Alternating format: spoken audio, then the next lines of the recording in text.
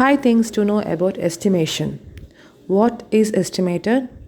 How it is estimated? Why it is estimated? Where it is estimated? And so far, where are all we estimate things? So first question is, what is estimation? So estimation is nothing but a rough calculation. It no need to be accurate. How we estimate numbers? By the nearest numbers, right? Why we estimate numbers?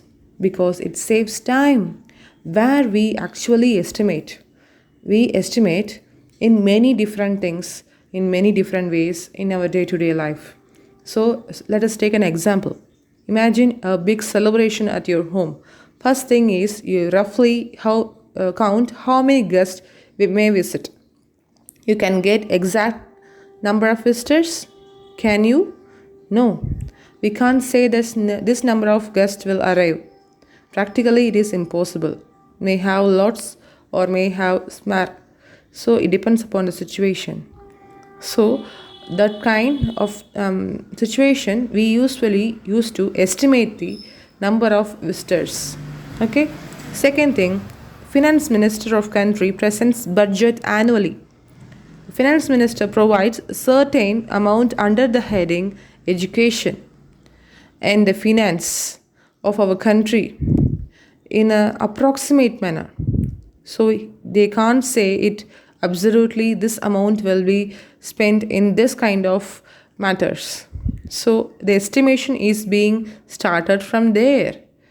And also in many cases, in the television they used to broadcast things, right?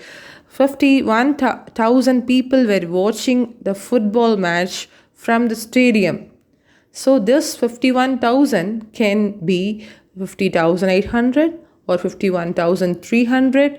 It can be either this or that, but can't be lesser than the 50,000, or it can't be greater than the 52,000. It can't be even 52,000.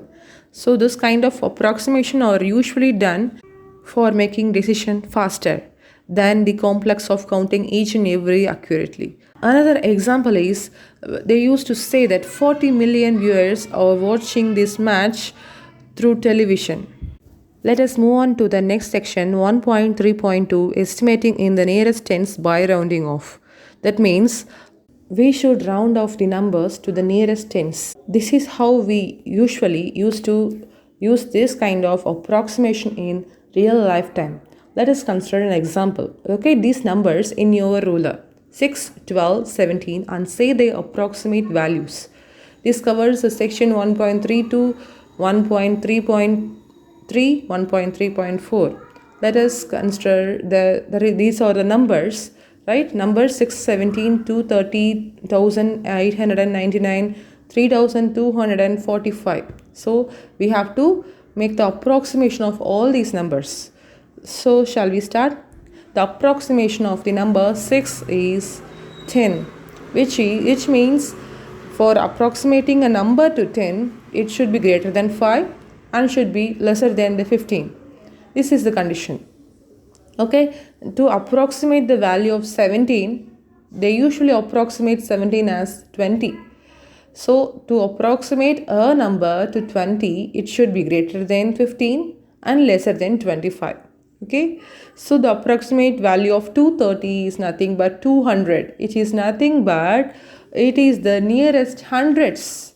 So when going for a 3-digit number, when going for 4-digit number, we should consider their nearest hundreds or nearest thousands or nearest 10,000s or nearest lakhs in order to approximate the values. Okay, so the approximation of 230 is 200. The 2 round off a number to 200, it should be lesser than 250 and should be greater than 150. Okay, then comes the approximation of numbers of 4-digit numbers, which means rounding off to thousands.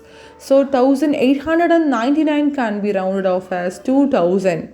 So to round off a number to 2,000, it should be greater than 1,500 and lesser than 2,500.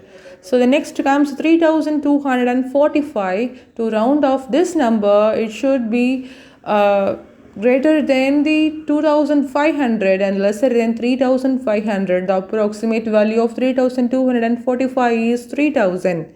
So these are the examples of the approximation of these values. These are mainly used in day-to-day life, like grocery stores.